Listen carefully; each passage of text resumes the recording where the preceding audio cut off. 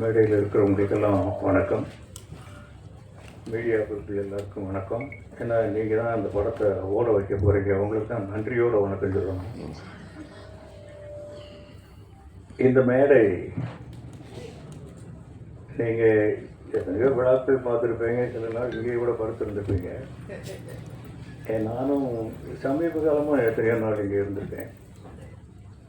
இன்றைக்கி ஒரு ஸ்பெஷல் மேடையாக இதை நான் நினைக்கிறேன். ஏன்னா அவங்க எல்லாருக்குமே கிடைக்காத ஒரு பாக்கியம் எனக்கு கிடைச்சிருக்கு. இன்னைக்கு நான், என் மகன், என் பேரன் ஒரே மேடை.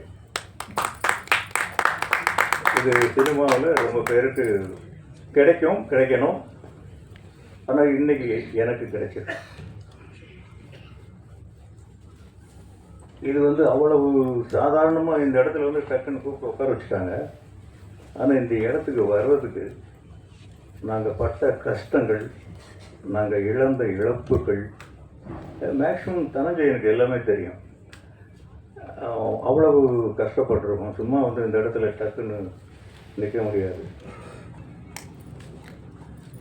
அதுக்கு உங்களுடைய சப்போர்ட் ரொம்ப முக்கியமான காரணம். என் முதல் படத்தில் என் ராசாவின் மனசிலேருந்து உங்கள் ட்ராவல் என் கூட இருந்துக்கிட்டே இருக்குது. இல்லை ரொம்ப பேர் என் கூட பயணப்பட்டிருப்பாங்க.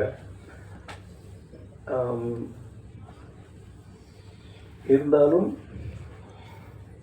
இன்றைக்கி இந்த மேடை ரொம்ப ஸ்பெஷலாக அமைஞ்சதுக்கு தனஞ்சயனுக்கு ஒரு ரொம்ப நன்றி. தயாரிப்பாளர் தினேஷ்ராஜ், இந்த பேர்களை இப்போ தான் காதில் வந்ததுனால கொஞ்சம் இயக்குனர் மகேஷ் அவருக்கு ஒரு தேங்க்ஸ். இது எல்லாத்தையும் விட இதுக்கு ஒரு காரணமாக இருந்த பவிஷுக்கும் ஒரு தேங்க்ஸ் சொல்லித்தான் ஆகணும். இல்லாட்டி அவன் இல்லைன்னா நான் இங்கே ஏன் வரப்போகிறேன். வனிதாவுக்கு ரொம்ப தேங்க்ஸ். அவங்க பிரியாணி கொடுத்தாங்கன்னு சொன்னாங்க, நமக்கு இன்னும் வரல. அப்போ அதுக்கு பதில் நீ எனக்கு ஆந்திராவில் ஊறுகாய் கொடுத்தீங்க.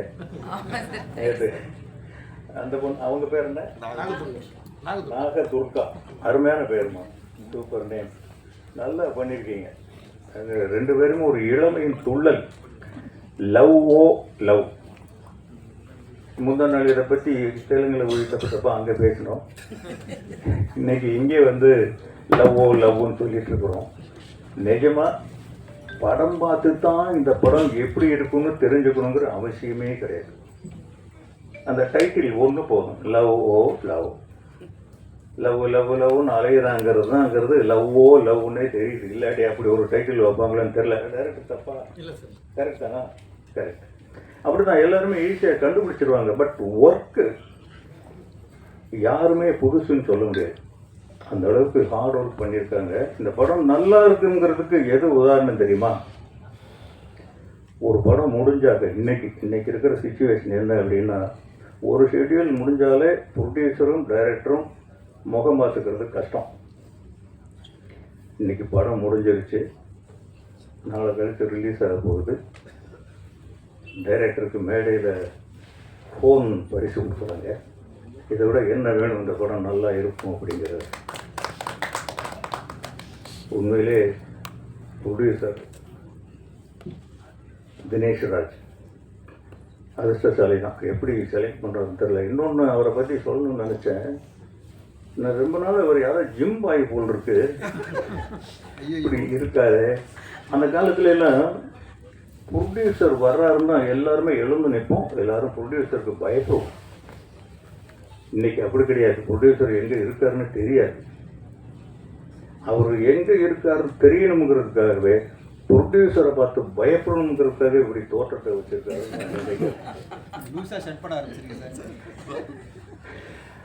எங்க இருந்தாலும் தெரியும். அவர் இந்த யூனிட்னுடைய இப்பதான் ஆரம்பிச்ச மாதிரி இருக்கு. வெஸ்ட்மாமலத்தில் எங்கேயோ பூஜை போட்டாங்க. நானும் என் துணைவியாகவும் போயிருந்தோம். இப்போ அதுக்குள்ளே ரிலீஸுங்கிறாங்க, தெலுங்கு டப்பிங்கிறாங்க. எப்போ டப் பண்ணாங்க, எப்போ அங்கே போய் பார்த்தோம், அங்கேயும் பாட்டு கிட்டெல்லாம் காட்டுறாங்க. ரொம்ப ஹார்ட் ஒர்க் தாங்க. டைரக்டர் சார் உங்களுக்கு ரொம்ப ப்ரொடக்ஷனை சப்போர்ட் சார். இல்லை, ப்ரொடக்ஷனை சப்போர்ட் பண்ண வைக்கிறது நம்ம தான். Director can do any thing. N team ரொம்ப சப்போர்ட்டாக இருக்கும். உங்கள் டீம் டைரக்டர் டீம். சரி, அப்போ ப்ரொடக்ஷன் டீம் சப்போர்ட் பண்ணலையா? ப்ரொடக்ஷன் டீம் ஓகே இருந்தால் கூட இவ்வளவு சீக்கிரங்களும் இப்போ படம் எடுக்கிறது சும்மா படம் முடிஞ்சிட்டா கூட கேமரா போட்டு சுற்றிக்கிட்டு ஃபிலிமே போடாமல் கூட இழுத்துக்கிட்டு ஷூட்டிங் நிறையா பண்ணிட்டு அவ்வளோ சீக்கிரம் முடிச்சக்கூடாதுயா. அவங்களுக்குள்ள டிஸ்கஷனே ஏதேதோ போய்கிட்டு இருக்கு இன்னைக்கு. நீங்கள் இவ்வளோ சீக்கிரம் வெளிப்படையாக இந்த படத்தை முடித்து அந்த ப்ரொடியூசர் லாபமாக இருக்காரா இல்லை சமமாக இருக்காரா என்னன்னு தெரியல. அது மட்டும் ரகசியமாகவே இருக்குது சினிமாவில். உங்களை பாராட்டணும், இல்லாட்டி இவ்வளவு ஒரு இது கிடைக்காது. நீங்கள் ரொம்ப கோஆப்ரேட்டிவாக தான் இருந்திருக்கீங்க. இதுக்கு மேலே என்ன சொல்கிறது இந்த படத்தை பற்றி? பாட்டுகள் அருமையாக இருக்குது. ஒரு 3 தடவை 4 தடவை பார்த்தோம். கமலா தியேட்டரில் ஒரு தடவை, ஹைதராபாத்தில் ஒரு தடவை, இங்கே ஒரு தடவை. 3 தடவையும் போர் அடிக்காமல் இருக்குது. ரொம்ப நல்லா இருக்கு. இந்த பீட்ஸ் இளமையும் துள்ளலும் உற்சாகமும் பருவமும் காதலும் இது யாருக்குங்க பிடிக்காது? எல்லாருக்குமே பிடிக்கும். எல்லாரும் வெற்றி அடையணும். இதில் இந்த முக்கியமாக சொல்லணும்னா செல்வராகவன் அவரை பற்றி ஒரு வார்த்தை சொல்லணும். அவர் போயிட்டார். அவர் இருந்தால் கொஞ்சம் சொல்கிறதுக்கு பயந்துட்டு இருந்திருப்பேன். இப்போ சொல்லலாம். இங்கே 3 பேர் இன்றைக்கி இங்கே உட்காந்துருக்கோம்னா இதில் செல்வராகவன் தான் சினிமா பிடிச்சு வந்தவர். தனுஷுக்கு சினிமா பிடிக்காது. 5-6 படம் பண்ணுற வரைக்கும் அவருக்கு சினிமா பிடிக்காது. என்னை விட்டுருங்கப்பா நான் போயிடுறேன், என்னை விட்டுருங்கப்பா நான் போயிடுறேன்னு தான் வருவார். நான் துள்ளுவத இளமையை கூட்டிகிட்டு போகும்போதெல்லாம் ஷார்ட்டில் வந்து அழுதுகிட்டே தான் நடிப்பார். அவர் செல்வராகவன் படிக்கும்போதே அவர் ரொம்ப பெரிய படிப்பாளிங்க. இன்னும் சொல்ல போனால் எங்கள் வீட்டிலே அவர் தான் அதிகம் படிப்பாளி. இல்லைப்பா, அவர் தான் மாமா தானே அதிகம் படித்தவர். மெட்டலிஸ்ட்டு, பிஇ மெக்கானிக்கல் இன்ஜினியர். அவர் என்ன பண்ணார், செகண்ட் இயர் படிக்கும்போது நான் என்ன ஒரு வீட்டில் ஒரு கொள்கை வச்சுருந்தேன்னா, அப்பாடியே சினிமாவுக்கு யாருமே நம்ம பிள்ளைங்க வந்துடக்கூடாது அப்படின்னு. சார் நம்ம கொஞ்சம் அதிகமாக பேசணும், நிறைய பேசுவா, டைம் இருக்கு. இதுதான் வேணும். நம்ம பிள்ளைங்க சினிமாவுக்கு வந்துடக்கூடாது அப்படின்னு சொல்லிட்டு அவங்கள ப்ரிவியூ ஷோவுக்கு கூட போக மாட்டேன். அவ்வளோ ஸ்ட்ரிக்ட். இப்படி இருக்கிறப்போ அவர் செகண்ட் இயர் படிக்கும்போது ஒரு நாள் அப்படியே கையில் வந்தார். அப்படியே அந்த புக்கத்துக்கு எப்படி ஸ்டைலாக தெரிஞ்சார். அப்படியே உட்காந்து, அப்பா நோ காலேஜ். என்னடா செகண்ட் இயர் தாங்க போயிருக்கேன்? இல்லைப்பா நோ காலேஜ். அப்புறம் ஆனால் பக்குங்குது. ஏன்னா அந்த என்ஜினியர் சீட் வாங்கிறதுக்கு நான் பட்ட கஷ்டத்தை விட அவங்க அம்மா விஜயலட்சுமி பட்ட கஷ்டம் இருக்கு. அவ்வளோ கஷ்டப்பட்டு அந்த சீட்டு வாங்கணும். இப்போ நீ என்னடா சொல்கிற? இல்லைப்பா சினிமா தான். அப்போது எனக்கு டக்குன்னு கோவம் வரல. நான் ரொம்ப எமோஷ்னல் பர்சன். நான் கோவம் உடனே வந்துடும். கோவப்படாமல் சடனாக யோசிக்கிறேன், என்னடா செய்கிறது, படிப்பு போயிடுமேன்ட்டு. தம்பி, சினிமா உங்கள் அப்பாவுக்கு முன்னாடி இருந்தது, உங்கள் அப்பா காலத்துலையும் இருக்குது, உங்கள் அப்பாவுக்கு பின்னாலேயும் இருக்கும். டிகிரி அப்படி இல்லை ராஜா.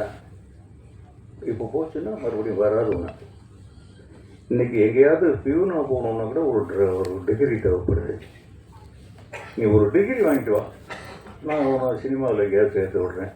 இது வந்து சத்தியமாக சொல்கிறேன், போய் அவனை ஏமாற்றி காலேஜுக்கு போக வைக்கணும். அதுக்கப்புறம் ஒன்றுமே பேசலை. அடுத்த நாள் காலேஜுக்கு போயிட்டார். பார்த்தா நல்ல மார்க், என்ஜினியர் ஆகிட்டார். ஓ, நான் என்ன பண்ணேன், இதுக்கு இடையில் ஒரு அமெரிக்காவுக்கு அனுப்பிடலாம் அப்படின்ட்டு ஐடியா எல்லாம் பண்ணி வச்சிட்டேன். அப்போ நான் சொன்னேன், இப்போ இந்த மாதிரி சிகாகோவில் ஏதோ ஒரு இது ஃபிலிம் கோர்ஸோடு சேர்ந்து அப்படி சொன்னால் தான் அமெரிக்காவுக்கு போனான்னு சொல்லிவிட்டு ஏதோ ஒரு ஏற்பாடு பண்ணி வச்சுருந்தேன். அவர் என்னை நாடு கடத்தணும்னு பிளான் பண்ணுறீங்களா நீங்கள்? நீங்கள் சொன்னதை நான் செஞ்சுட்டேன், நான் சொன்னதை நீங்கள் செய்யுங்க. சினிமா தான். அதுக்கப்புறம் யாருக்கிட்ட சொன்னாலும் கேட்டுக்க மாட்டேங்கிற. என்ன உன் மகன் எனக்கு எப்பயா திட்டுறது? ரவிக்குமார்கிட்ட தான் கேட்டேன். ரவிக்குமார் எனக்கு ரொம்ப க்ளோஸ் பண்ணுங்க. அவரும் நானும் ஒரு படத்தில் வேலை செஞ்சுருக்கோம். இப்போ இன்றைக்கி வசதியாகுங்க. நான் கண்டபடி திட்டுவேன் அசிஸ்டன்ட் டைரக்டரை கோவப்பட்டா ஒவ்வொரு நான் எப்படி திட்டுறது, இப்படி ஒவ்வொரு காரணம் ஒவ்வொருத்தருக்கு. யாருமே சேர்த்துக்கல.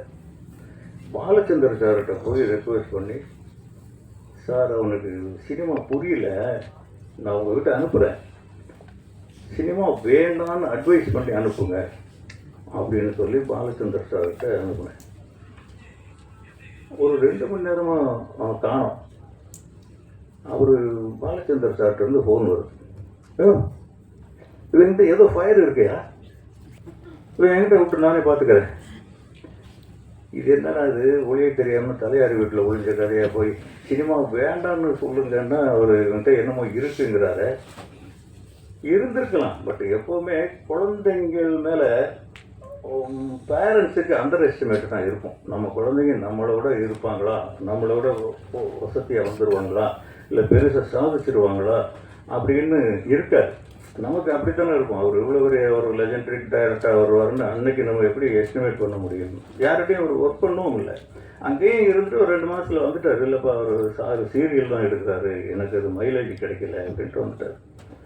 அதுக்கப்புறம் ஏதோ ஒரு இதில் வந்து நாங்கள் துள்ளுவது இளமை எடுத்து முடித்ததுக்கப்புறம் காதல் கொண்டு எடுக்க வேண்டிய நிர்பந்தம். இது அவங்க அம்மா போட்ட ஒரு கண்டிஷன் தான். ஒரு நாள் நைட்டு ஒரு 2 மணிக்கு நான் உட்காந்து ஸ்கிரிப்ட் எழுதிட்டு இருக்கும்போது என் டாக்டர் பக்கத்தில் வந்தாங்க. எப்போவுமே எங்கள் வீட்டில் பெண்களுடைய அதிகாரம் தான் அதிகம். எல்லா வீட்லையும் எப்படித்தான் நினைக்கிறேன், எங்கள் வீட்லேயும் எப்படித்தான். அந்த பொண்ணு டாக்டருக்கு படிக்கிற பொண்ணு. என்னம்மா நீ தூங்காமல் நேரத்தை வந்துட்டுருக்க? இல்லைப்பா உங்கள்கிட்ட கொஞ்சம் பேசணும், ஒரு கதை சொல்லணும், கேட்பீங்களா? ஏன்னா நீ மெடிக்கல் காலேஜுக்கு போகிறத விட்டுட்டு கொண்டு ஸ்கிரிப்ட் ரைட்டர் ஆகிடுச்சு அன்றைக்கி அப்படின்னா சரி சொல்லு கேட்போம் அப்படின்னு ஒன்று படபடன்னு ஒரு கதையை சொல்லுவது. எக்ஸலண்ட்டாக இருக்குது ஒரு கதை. இது யாருமா சொன்னது? செல்வா சொன்னான். புரிஞ்சிடுச்சு. எங்கே சுவிட்சை கட்டினா எங்கே விளக்கு எரியும்னு அவன் புரிஞ்சிடுச்சு. கரெக்டாக அவன் அப்ரோச் பண்ணானா இல்லாட்டி அவங்களே முடிவு பண்ணாங்களே தெரியல. இது செல்வாவுடைய கதைப்பா. அவன் சொல்கிறதுக்கு பயந்துட்டு என்கிட்ட சொன்னான், கதை நல்லா இருக்குப்பா. இப்போ என் பெரிய பொண்ணு இன்ட்ரிச்சு அவங்க அம்மா, அவங்களும் ஒரு டாக்டர் தான். 2 பேரும் வந்து இன்னும் கொஞ்சம் பயம் அதிகமாகிடுச்சு, ஏதோ வற்புறுத்தல் நடக்க போகுது அப்படின்ட்டு. இதை என்ன பண்ணணும், இந்த கதையை படம் எடுக்கணும். யார்? நீங்கள் தான். யார் நடிக்கிறது? தனுஷ் தான். டைரக்ட் பண்ணுறது செல்வா தான். இது உள்ள இந்த 3வது லேடி என்ட்ரி விஜயலட்சுமி, அவங்க வரும்போது தான் என் பலமெல்லாம் போயிடுச்சு. இனி அங்கே அவங்க சொல்கிறது மட்டும்தான் நடக்கும், நம்ம சொல்கிறது நடக்காது. அவங்க தான் கேட்டாங்க, என்னங்க அவங்க யார்கிட்டையும் ஒர்க் பண்ணலையாம்மா, இந்த படம் எடுக்கிறதுக்கு ஒரு 4-4.5 கோடி ரூபா செலவாகும் அன்னைக்கே. அது இன்னும் கொஞ்சம் அதிகமாக தான் ஆயிருக்கும், படம் பார்த்தீங்கன்னா தெரியும் அப்படின்னு ஒன்று.